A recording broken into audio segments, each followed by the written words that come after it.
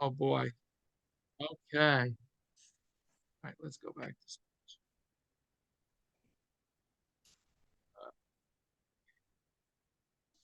Okay.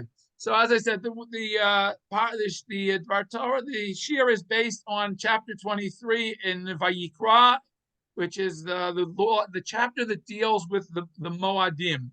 And it starts as follows. I'm going to first read through the verses and then we'll try to give some insights to them. Vayidaber Hashem el Moshe, Lemor Hashem spoke to Moshe saying, Daber el bnei Yisrael v'yomar to aleihem moadei Hashem asher tikru otam mikroi kodesh elahem moadai. Speak to the children of Israel and say to them, these are my appointed times, the fixed times of Hashem that you shall call convocations, mikrai kodesh, sacred meetings. These are my festivals. Sheshet yamim te'asem malacha, 6 days you shall work. Uvayom hashvi'i, and on the 7th day, Shabbat Shabbaton mikra kodesh, is the Sabbath of holiness. Kol malacha lo tasu, you shall do no work. Shabbat hila Hashem, it is a Sabbath to Hashem b'chol moshvotechem, in all your dwellings. So I want to just first focus on one quick thought here, the fact that even though this is the chapter that is dealing with festivals, it seems to, at least at face value, and at least the simple explanation is it begins by telling us that Shabbat, every 7th day, is also a special day on our calendar. Again, as I said, this is really talking about the calendar and how it's going to be formed on a yearly basis. And then the parsha continues. Eila moadei Hashem, these are the set times of Hashem, Mikroi Kodesh, that should be sacred. Asher tikru otam, which you shall call them b'moadam, in their appointed times. B'chodesh harishon, in the first month of the year, b'arba'a asar lachodesh bein arbaim, on the 14th day of the month, between in the afternoon, Pesach l'Hashem. There should be a Passover to Hashem. Now, interestingly enough, in the Torah, whenever it says the word Pesach, it is not referring to the 7-day festival. The 7-day festival in the Torah, we're going to see in the next verse, is never called Pesach. It is always called Chag HaMatzot, the holiday of Matzot. The Pesach always refers to the Karban Pesach, which is brought before the Chag begins. It's eaten at the Seder night, at the first night of the Chag. And by the way, today happens to be 14th of Adar, which is called Pesach Sheni, for anyone who was not pure, who was not able to bring the Karban Pesach on the original Pesach. Today, Pesach Sheni is the day they would bring the Karban Pesach, and they would eat it tonight, the night of the 15th of Iyar, 1 month later. So that tells us that we've been a month since Pesach. Now the parsha continues on the 15th day of the month. In other words, the 14th day is the day the Karban is brought, but beginning with the 15th day is Chag HaMatzot Lashem, is the festival of Matzot. Shivat Yomim Matzot Tochelu, we are to eat matzah for 7 days. Vayom HaRishon Mikra Kodesh Yelochem, on the first day it is a holy day, it is a Chag, Kol Melechet Avodah Lo Tasu, we are not allowed to do any work of malacha. Again, Melechet Avodah, the difference between what we're not allowed to do on Shabbat and what we're not allowed to do on Chagim is basically simply anything relating to food preparation can be done on the day of Chag, except preparations that could have been done yesterday or that it wouldn't make a difference. So in other words, when we're allowed to, for example, on Chag, we're allowed to cook, we're allowed to slaughter an animal if necessary to cook it, but we can't, for example, sharpen the knife to slaughter the animal because the knife sharpening should have been done the day before. And there are other things that are preparation for doing something for food. In other words, if it's 2 or 3 steps back, then you can't necessarily do it. So there are different halachot regarding what is allowed, what's not allowed. Then the Torah tells us, for each of the 7 days of the Chag, you are to bring a special offering, the Karban Musaf, which is not delineated here in chapter 23 of Vayikra, but in chapter 28 of Bamidbar.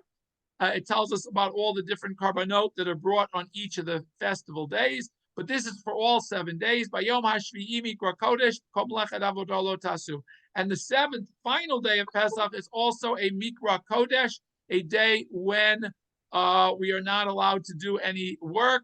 It is a chag, as opposed to the 5 intervening days, which are chol hamoed, which are not fully restricted in terms of malacha, like the chagim are. Now, we would have expected the next chapter, if we're going through the annual cycle, we would have expected the next chapter to begin with the Chag of Shavuot, but it does not. We are told before that we're going to have another chapter. Vayidaber Hashem al Moshe lemor. Hashem spoke to Moshe saying the following. Daber al b'nei Yisrael v'yomar ta'alehem. Speak to the children of Israel and tell them, Ki tavo el haaretz. When you enter the land, Eretz Yisrael, asher ani noten lachem, which I am giving to you, ukitzartem et kitzira, and you shall reap its harvest. Ve'veitem et Omer reshit kitzirchem el hakohen. You shall bring an Omer. The Omer, by the way, is a measurement. It is a tenth of an ephah. It's approximately, the magic number is 42.5 eggs, the size of 42.5 eggs, which is the amount of dough that one needs to, or flour that one needs to make in order to fulfill the mitzvah of to be obligated to remove challah from their dough. But Omer, as we saw as we learned from the manna, was the amount of man that each person was allocated each day. An Omer, 1/10 of an ephah. That's the measurement. We are to take an Omer of Reshit Kitzir Chem, of the first of our cuttings, El HaKohen, and bring it to the Kohen. This Omer, which was brought on the second day of Pesach, came from barley, not from wheat. It is the only communal offering that is not a meal offering, flour offering, that is brought from barley flour, not from wheat flour. All other offerings were brought from wheat flour. Beneath et ha-omer, the Kohen who it is brought to is to raise the Omer and wave it Lifnei Hashem liyitzonechem, before Hashem, is in the Beit Hamikdash or the Mishkan. Mimocharat HaShabbat, on the day after the Chag of Pesach, Yinifenu HaKohen, the Kohen is to raise it up and wave it. Vasitem, and you shall offer B'yom Hanifem et HaOmer, together with this flour offering that is being brought. Keves Tamim ben Shnato li'olal Hashem. One lamb is brought, a yearling lamb is brought as a karban olah, uminachato, and together with that we bring shnei asronim solet b'lov hashemen. We bring 2/10 of an ephah of regular, ordinary wheat flour as an offering to Hashem. V'nisko yayin revi'it hahin, and together with 1/4 of a hin of wine that is also poured on the altar, on the mizbeach. Verse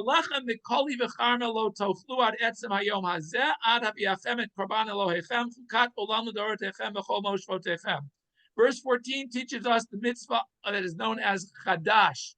Until the day that we bring the Omer, which is the second day of Pesach, we are not allowed to eat from the new crop that is grown this year until the offering of the Omer is brought. As it says, until that very day until we bring this offering, there's no bread or parched grain or any wheat products that are brought from the new crop that may be eaten. This is the law throughout, forever. And even though today we do not have this karban, we still have this mitzvah that we are not allowed to eat from the fresh crop until after the second day of Pesach. Okay, so this is we would think this is part of the Pesach holiday, but it is to remind us very, very simply the whole purpose of the Karban Omer and this whole thing that we call the counting of the Omer is to remind us that God has given us this land. It's not something that magia lanu. It is ours because it's a gift from Hashem, and as we know that it's a conditional gift. Hashem gives this land to Eretz Yisrael on the condition that we will observe the Torah and the mitzvot. And if we forget that, we forget and lose our title to the land. We do not have title to this land because the United Nations said so, or the League of Nations said so, or the British said so, or the US says so. We have title to this land very, very simply because it's a gift from the Almighty to the Jewish people. In perpetuity, But again, it's always a conditional gift. It's always conditional on our approach to how we live our lives here and how we live our lives in general. Okay, now the Torah adds another mitzvah. We still have not yet gotten to the next chag, which we would, but we're going to see here, we're going to get to it. Usafartem lachem mimocharat haShabbat. We are to count for yourselves from the day after the Shabbat. Again, this day after the first day of Pesach. From the day that this Omer, that offering that was brought, we are to count Sheva Shabbatot Timimot Tiena, 7 complete full weeks. Ad until the end of the 7th week, Tispru Chamishim Yom, we then count the 50th day, because we know that 7 weeks of 7 comes to 49. We now get to the 50th day, and on the 50th day, we bring another new meal offering to Hashem. From your dwelling places. Taviu lechem tenufa, you shall bring a bread that is going to again be raised before Hashem. Shtayim, it is 2 loaves. Shtei esronim, each one is an isaron. Solet tiena, they are made now from fine wheat flour, and unlike every other korban chametz teafena, they have to be made chametz. They have to be leavened, whereas everything else, virtually all the other korbanot that are brought throughout the year in the Beit HaMikdash of flour offerings are brought as matzah. They are not allowed to become chametz. These 2 loaves are specifically to be brought as chametz, but they are not going to be brought on the mizbeach. The only other time we have a offering that is chametz is when there is a nazir who has to. A nazir has to bring. Not nazir. A person brings a karban todai, Thanksgiving offering to Hashem, has to bring certain loaves of chametz. Other than that, we generally bring, as I said, all offerings are matzah, not chametz. These are bikurim l'Hashem. These are the first wheat that is brought. We are before this offering is brought on the 50th day following Pesach.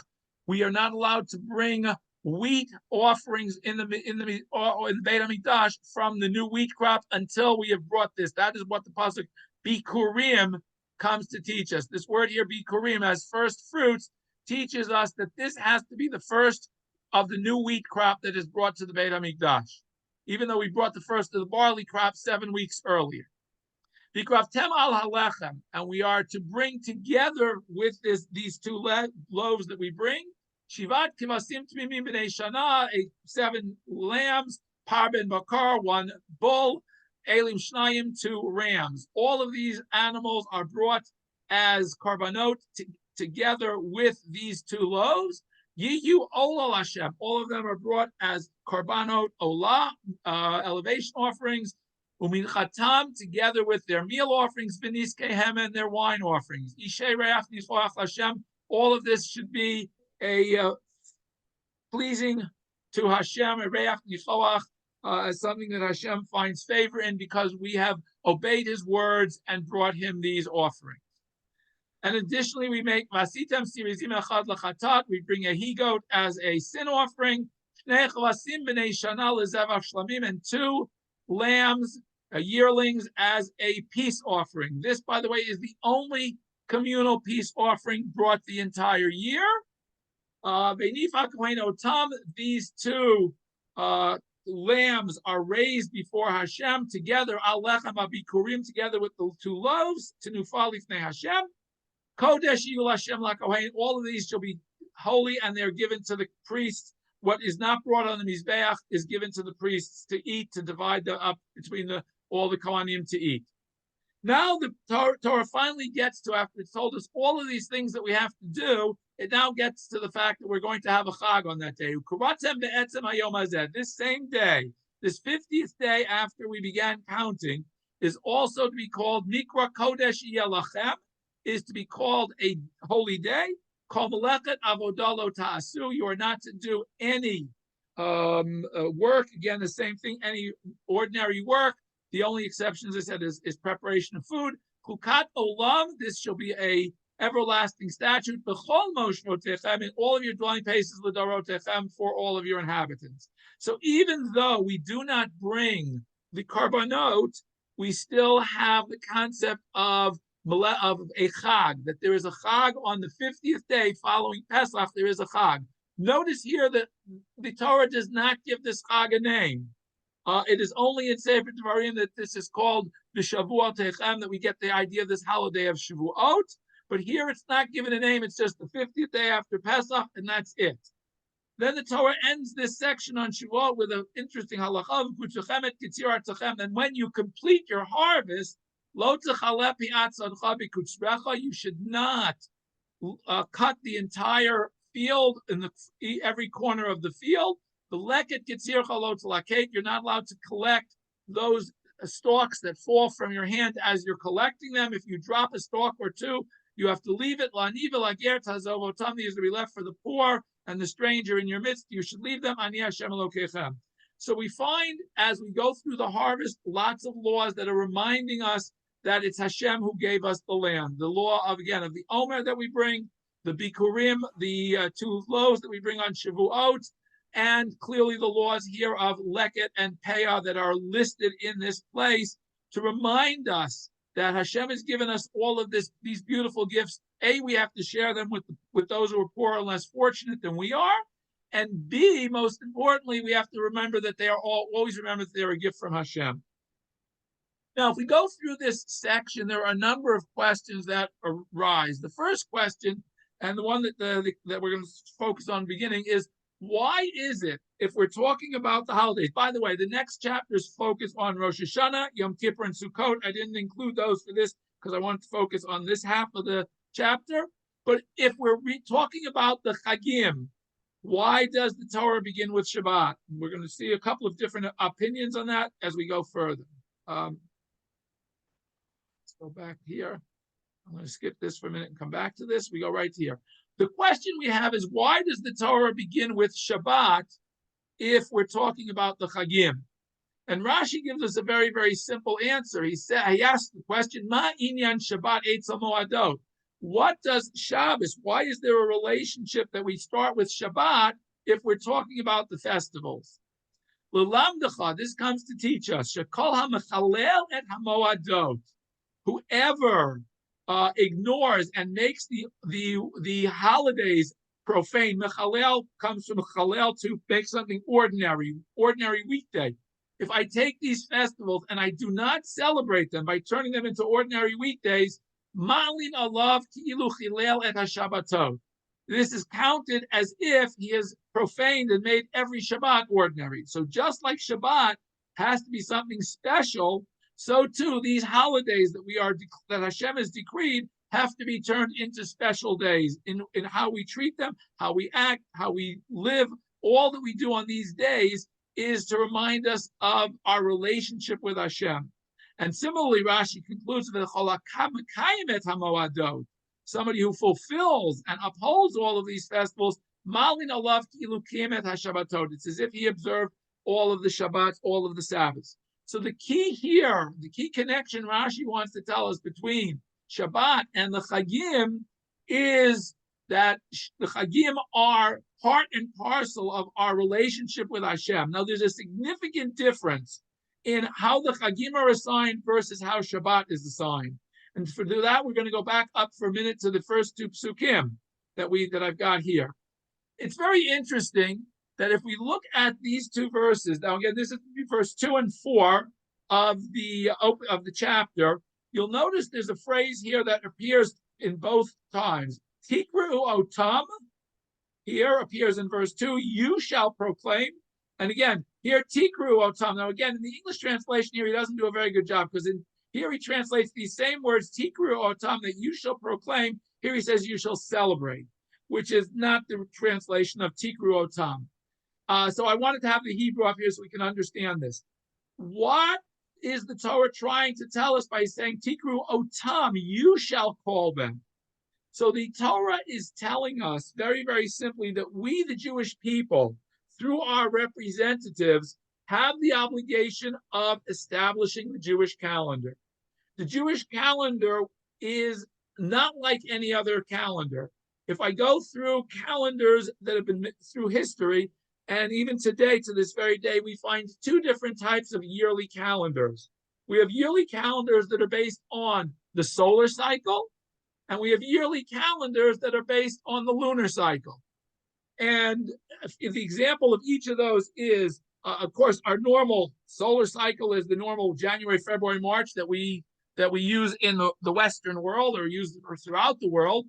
That basically said a year is 365 and a quarter days. That's how long it takes for the Earth to do one complete revolution around the sun and get back to the same relationship to the sun it had before.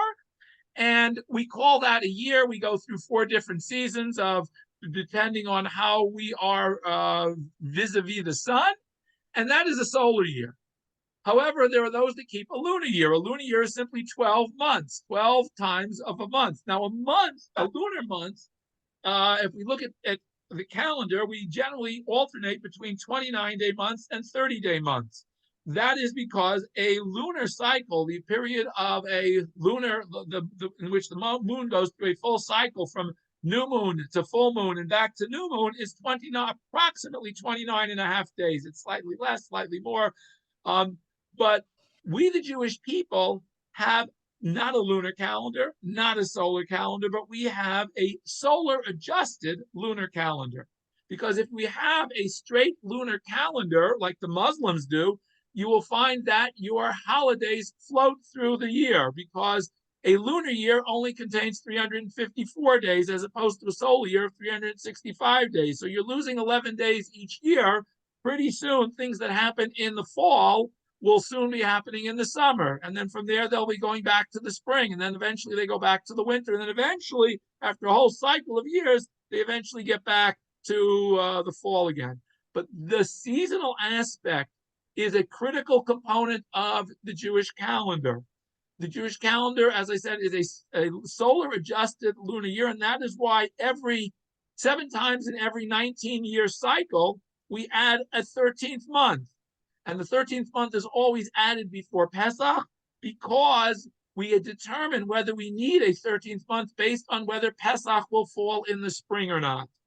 That is the primary reason and rationale for making a Jewish leap year, that Pesach has to be in the spring, as the pasuk tells us in Sefer Devarim, Shamor et Chodesh Aviv.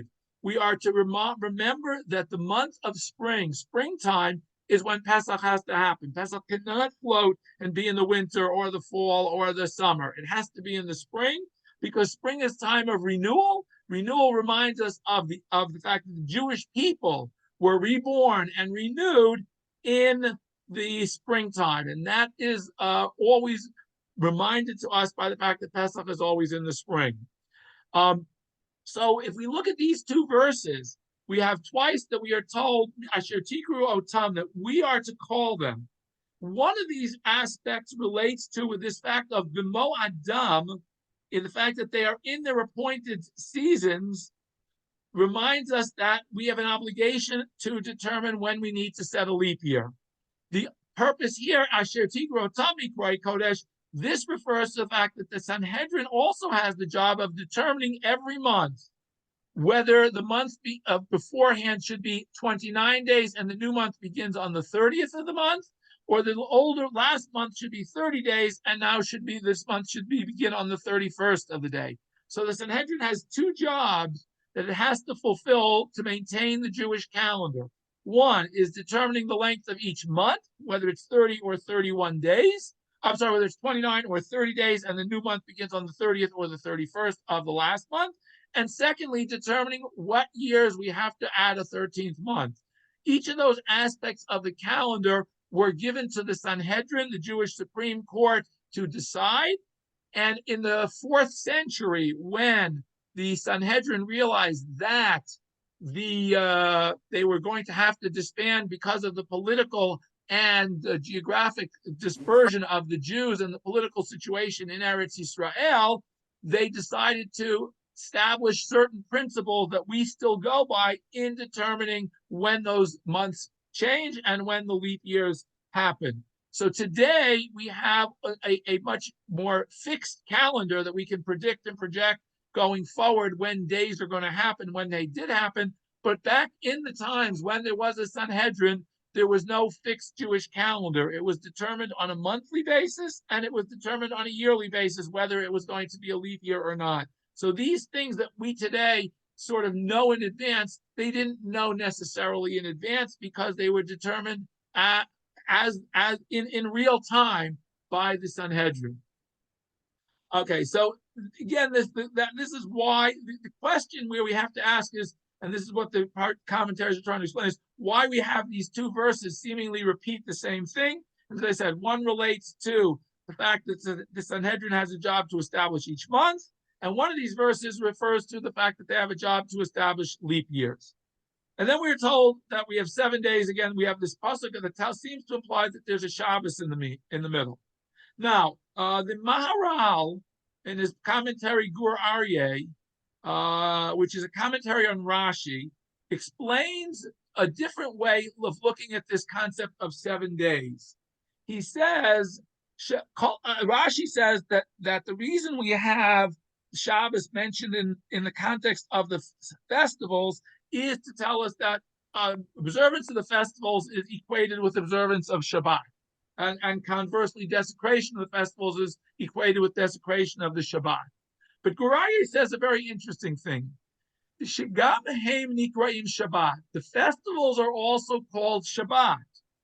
The Zayin Yamim. And if we think about the annual cycle, in an annual cycle, we happen to have 7 festival days. We don't think of it that way because we think of, well, Pesach is a week, Sukkot is a week, Rosh Hashanah is 2 days, Yom Kippur is, but if we think about it, from the Torah perspective, there are 7 festival days only. And they are Shtei Yamim Shel Pesach, the 1st and 7th day of Pesach, and the 5 intermediate days of Chol HaMoed are not days that we're not allowed to do work. They're not called Shabbat in the same way. They're called Chol Shel Moed, Yom Echad Shel Atzeret. There's 1 day of the holiday of Atzeret. Now, in the Talmud, we when we think of Atzeret, we think of the Chag of Shmini Atzeret that comes after Sukkot. But in the Talmud, whatever it uses the word Atzeret alone, it's referring to the Chag that we call Shavuot. Because Atzeret refers to a connection, a link to a previous holiday. So Atzeret, Shavuot, what we call Shavuot, is really connected back to the holiday of Pesach. It is the last day of Pesach, and the connection, the thing that connects them, is the Omer. And the whole point of the Omer, the whole connection of the Omer, is to put us in the framework of preparation.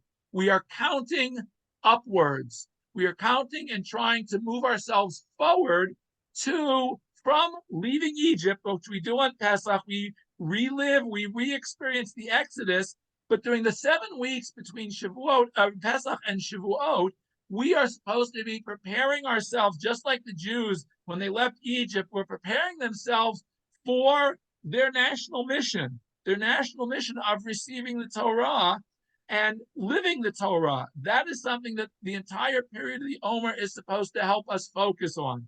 We have this counting period of 7 times 7. Again, the importance of 7, reminding us of Hashem as the creator, of Shabbat.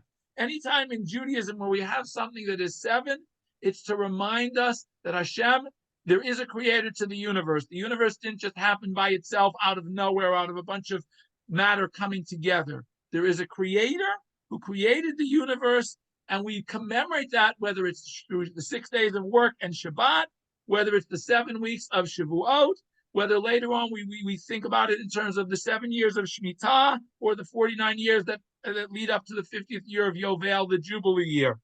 Each of these concepts of 7 all are to remind us and focus us on God as the creator. That's the whole concept of the Chag of Atzeret, that Shavuot, when we receive the Torah, which is Hashem's guide to how to live a Jewish life, we are connecting ourselves back to the Exodus, through this period of counting. We don't count downwards. We don't say, oh, we have 49 days left to go, 48 days left to go, 47. We count the opposite direction. We count upwards, because if we think about it, in Judaism, we are always counting upwards. We are always looking forward, because of the principle Beit Hillel tells us that Ma'alin b'kodesh v'ein moridim. When it comes to sanctifying ourselves and trying to we're always trying to improve. We're always trying to go upwards. Ma'alim, we're always raising ourselves. Below Morid, and we are not supposed to be backsliding and falling backwards. So the Omer is always a count upwards of preparation, getting ourselves prepared from beginning with the Chag of Pesach, when we reenact the Exodus at Seder night, to prepare for the receiving of the Torah on Shavuot. So here it's called, as I said, it's called Atzeret. In the Talmud calls it Atzeret to remind us that it's linked back to Pesach, and that's what this whole period of the Omer is to remind us to do. Yom Echad Rosh Hashanah. In the Torah, Rosh Hashanah is only one day. We celebrate it 2 days because we're not sure whether it should be the 30th or the 31st until the Sanhedrin decides which day it should be. But we celebrate 2. But in the Torah, Rosh Hashanah is 1 day. Yom Echad Tzom HaAsor, the fast of the 10th, Yom Kippur is 1 day, and Shnei Yamim Shel Sukkot. So if we add all those days up, 2 for Pesach, 1 for Shavuot, 1 for Rosh Hashanah, 1 for Yom Kippur, and 2 Sukkot, we have 7 festival days. Behem Zayin Neged Yom HaShabbat Yom HaShvi'i. And these 7 festivals are also to remind us of the 7 days. And therefore, one who desecrates them is included in the desecration of the Shabbat, as Rashi said, and one who commemorates them and celebrates them is connecting them to the celebration of Shabbat. Now, I didn't find it in writing, but it's been attributed to the Vilna Gaon says a step further. If we go back to the verse that this is based on, that Rashi bases this on, it's interesting that it says, Sheshet Yamim Te'asem Alacha, Uvayom HaShvi'i Shabbat Shabbaton Mikra Kodesh, Kol Melacha Lo Ta'asu.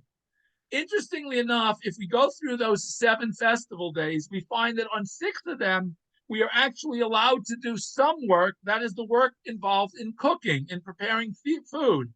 Those are all of the days with the exception of Yom Kippur. Now, on Yom Kippur, we are not allowed to do any work. So Yom Kippur is like a Shabbat Shabbaton. So the Vilna Gaon wants to tell us that, by the way, this verse 3 really is not talking at all about the Shabbos that we celebrate each week. It's really an outline. It's giving us an outline of the 7 days. This is the summary of the 7 festival days. That on 6 of these festival days, we are allowed to cook, but on the 7th, which is Yom Kippur, we're not allowed to cook. So he's linking, he's saying, Shabbat really isn't mentioned because this chapter is all about the festivals. This verse that seems to be about Shabbat is really not about Shabbat at all. It is really about the 7 festival days and their relationship to Yom Kippur being all of them were allowed to cook, but on Yom Kippur we're not. Very interesting way of working that in as why we would have this verse in a chapter that deals with the festivals. That's all the sources I've got. The other things I want to focus on, 2 specific questions, the one I've already touched on a little bit.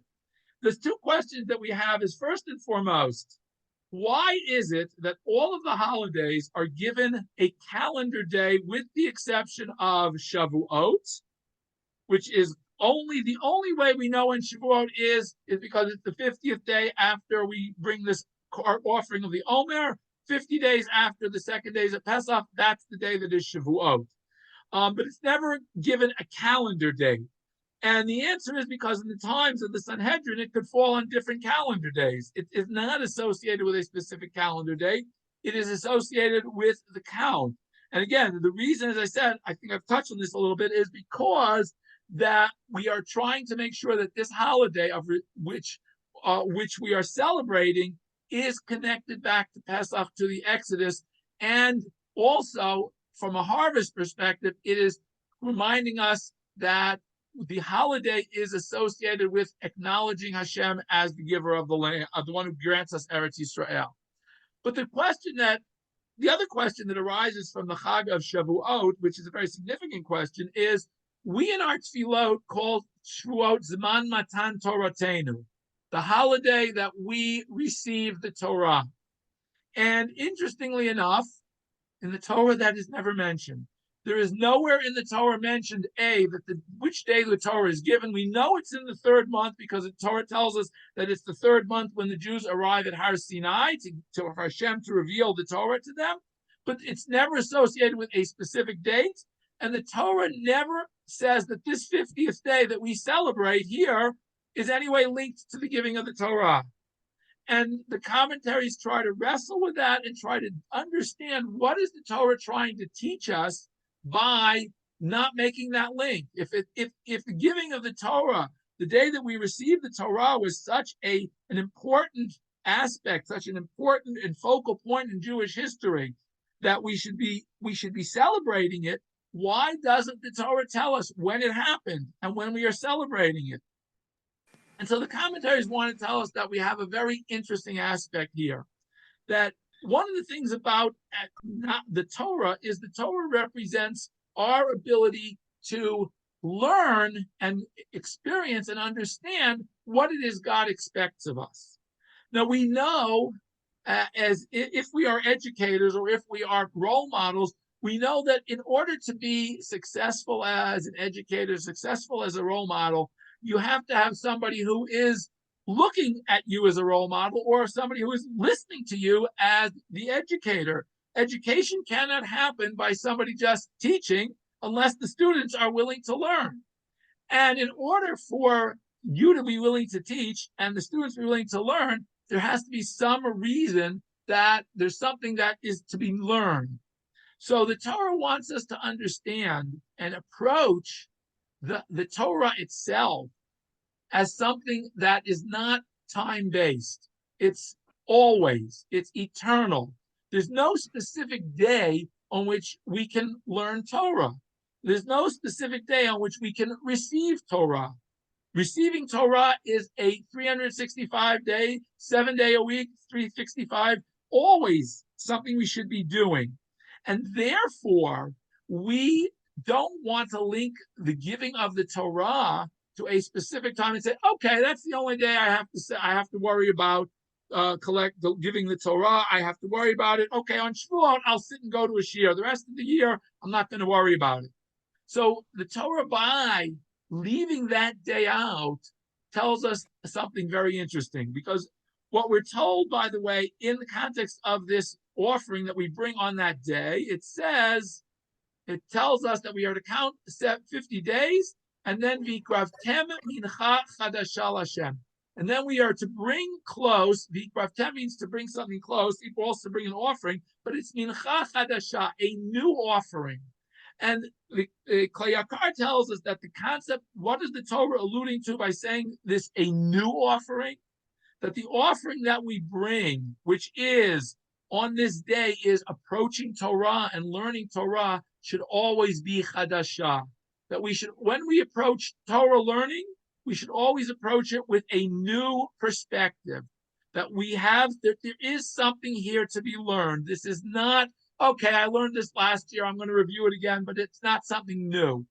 We always, no matter how we approach Torah, when we look at Torah and we study Torah, we always find new insights. We find new approaches. We find new ways of looking at it, but only if we approach it as something that's new and has something to teach us.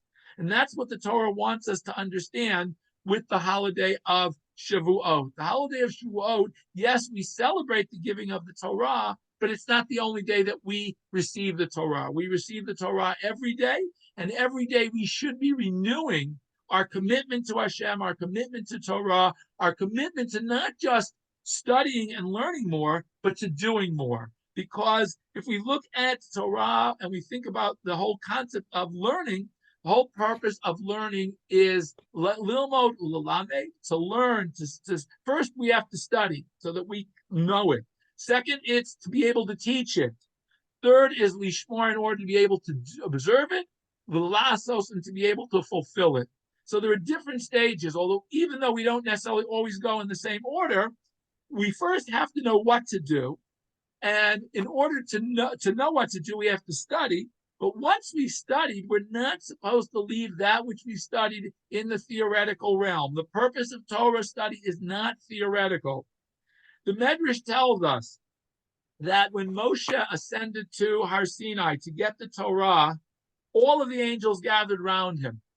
And now, by the way, this is Midrash. I have to give Rhonda's disclaimer. This is not written anywhere in the Torah. This is strictly a Midrash, a story told in the Gemara trying to give us some insight and some understanding into something that may or may not have happened in actuality, but it's to teach us a lesson.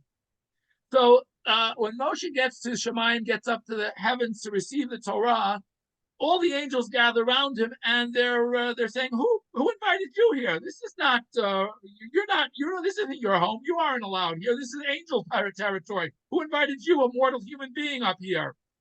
And secondly, who do you think you are that you're going to take this Torah that we angels have been studying for millennia, generations, and suddenly you think you're going to steal it and take it and bring it to the world? Who do you think you are, Moshe?" And Moshe looks at God and says, "I don't know what to say. How am I going to debate with angels?" And God says, "Not to worry. I'll protect you so they won't destroy you. You give them an answer." And Moshe basically says to the angels, "Well, what do you need the Torah for here? You don't have a Yetzer Hara. You don't have an inclination. You don't have a free choice that's a desire to do things that are not in accord with Hashem. Hashem tells you to do something, you do it, because that's what an angel is created for. An angel is created to do God's will. Human beings are created with the concept of free choice, that we have the ability to choose whether we want to obey God or disobey God. That's a choice that we have to consciously make every minute of every day, every time we think of doing something. Now, we often don't think it because there are lots of things we do, quote, automatically. But in reality, every time we choose to do something, we're choosing to do it. It's not somebody made me do it, unless maybe it's somebody holding a gun to your head, which doesn't happen to most of us in the course of our lifetimes too frequently. So if we stop and think, we always have free choice. That's what God created us as human beings to have, free choice. So Moshe tells us to the angels, you guys don't have free choice. What do you need mitzvot for? You don't have any desire to kill anybody, desire to steal from somebody else. You weren't slaves in Egypt that God has to introduce himself in the first commandment and say, I'm God who took you out of Egypt. You guys weren't slaves in Egypt. So none of this stuff applies to you. So what do you need it for? We in the earth, who all this applies to, all of these commandments that God is giving, he's giving to humanity because we need them. We need rules to live because we have free choice and we are able to choose to observe or choose not to observe. You angels don't have that choice, so you don't need the Torah. And the angels agree with him. It's all very nice, but what's the point of this? What's the point of this midrash? Why does Moshe have to take the Torah? And why would the angels? And if the angels never observe the Torah, why are they sitting and learning it? And I think that's part of what this midrash wants us to understand. It's trying to tell us that in order to be a proper teacher, a proper instructor, a proper role model, you have to not just talk the talk, you have to walk the walk. In other words, if you aren't living what you're preaching, it's not going to work. And it's interesting because one of the things we study specifically during this period between Pesach and Shavuot is the Mishnah called Avot, also known as Pirkei Avot. And if you look at Pirkei Avot, we look through, there's a recurring phrase that appears after every rabbi. It says, Hu haya Omer. This rabbi would teach the following. And oftentimes, it was not intended to mean that the rabbi got up and lectured, and this was his lecture. What it meant is he taught this by the way he lived his life.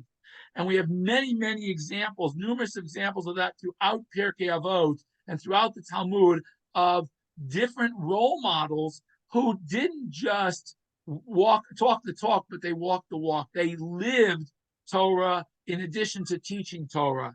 And that's why perhaps they are venerated as great role models because they were great role models and people had respect for them because of their integrity in Torah. This is why all too often when we find leaders not leading and not acting with integrity, we lose our respect for them and they lose their ability to lead. The key to Jewish leadership is that we lead by example. This is why, unfortunately, even in Tzahal, we find that many of the casualties are the officers because they're the ones who are in the front. They're not leading from behind. They're leading by showing the way.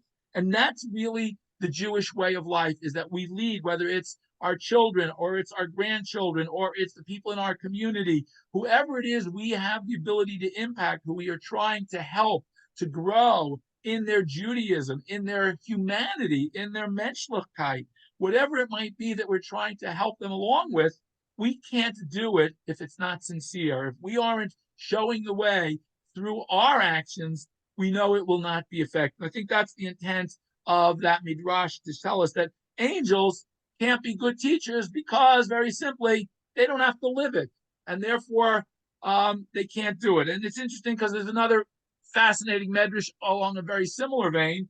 Again, midrash disclaimer, that tells us that a child, when he is in the womb, learns the entire Torah, but he's taught this entire Torah by an angel. And immediately before he enters the birth canal, the angel gives him a little chuk on the lip, and he forgets everything. Again, why does he forget everything?